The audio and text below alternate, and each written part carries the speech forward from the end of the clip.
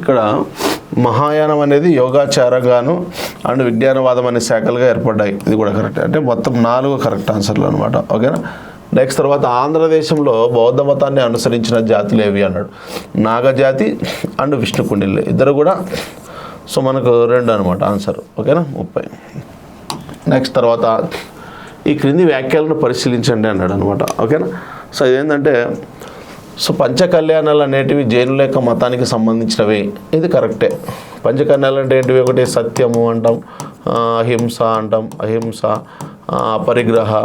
అపరిగ్రహ, next తర్వాత అస్తేయ, so next అస్తేయ, బ్రహ్మచర్యము అంటాం, బ్రహ్మచర్యం. వీటిని మనం ఏమనిపిస్తామంటే పంచకళ్యాణాలు అనిపిస్తాం. పంచకళ్యాణం.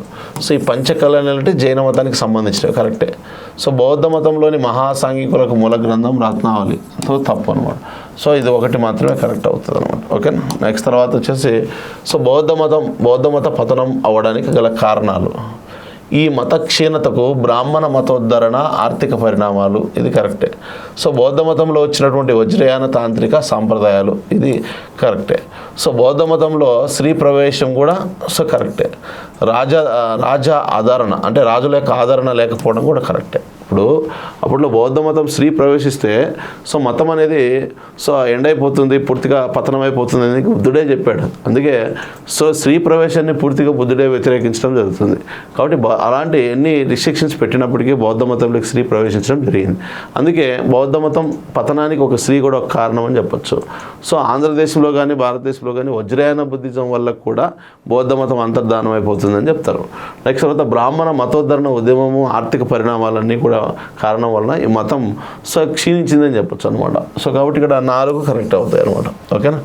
నెక్స్ట్ తర్వాత ఆంధ్రదేశంలో హీనయాన స్థావరాలు చూసినప్పుడు సో ఇది యాక్చువల్గా జైన మతానికి సంబంధించినటువంటి జైన క్షేత్రం రామతీర్థం. సో ఈ 3 తీసుకుంటే సో ఈ 3 కరెక్ట్ అవుతాయి అనమాట. ఓకేనా. నెక్స్ట్ తర్వాత సో అప్పుడు ఆన్సర్ ఏమవుతుంది? 3 అవుతుంది అనమాట. 3 మాత్రమే.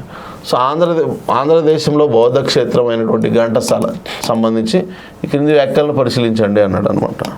సో యాక్చువల్గా శాతవాహనుల కాలంలో ఘంటసాలలో కూడా స్తూప నిర్మాణం జరిగింది. సో ఇక్కడ స్తూపం అనేది ఘంటసాలలో సో ఘంటసాల అనే స్తూపం ఏమి ఉండదు అనమాట. ఓకేనా. స్తూప నిర్మాణం ఏమి జరగదు ఇక్కడ.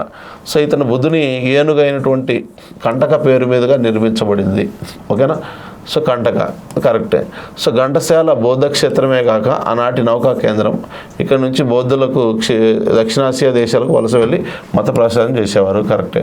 ఈ క్షేత్రంలో బోధిశ్రీ ఇసుకరాతి మండపాన్ని నిర్మించిన శాసనం వేయించింది. కరెక్టే అనమాట. సో కాబట్టి ఇక్కడ 3 కరెక్ట్ అనమాట. ఓకేనా.